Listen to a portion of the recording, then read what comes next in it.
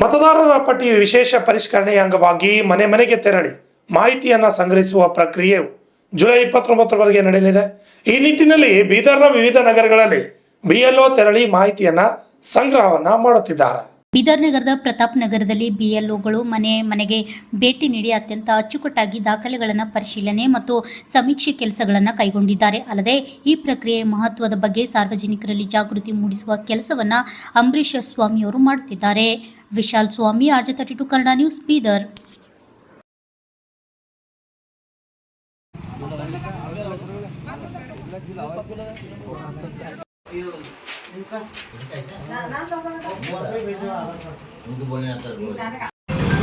ಇವತ್ತು ward number 15, 16 ಏನು ನಡೀತಾ ಇದೆ. ಇಲ್ಲಿವರೆಗೆ SIR ಪ್ರತಿಕ್ರಿಯೆಯನ್ನು ಇಲ್ಲಿ ನಡೀತಾ ಇದೆ.